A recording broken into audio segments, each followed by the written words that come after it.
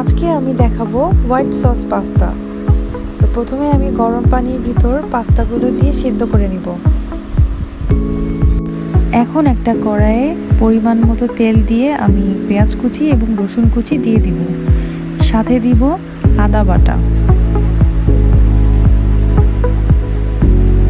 আদা বাটা দিয়ে ভালো করে নেড়ে চেড়ে তার মধ্যে কেটে রাখা মুরগির মাংসগুলো দিয়ে দিব এবং সামান্য লবণ, সাথে দিব গোলমরিচের গুঁড়া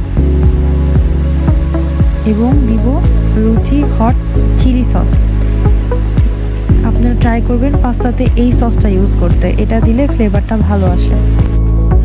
এবং এটা ভালোভাবে নেড়ে চেড়ে আমি সামান্য পানি দিয়ে দিব যাতে এটা ভালোভাবে সেদ্ধ হয়ে যায় এবং সাথে দিব চিলি ফ্লেক্স।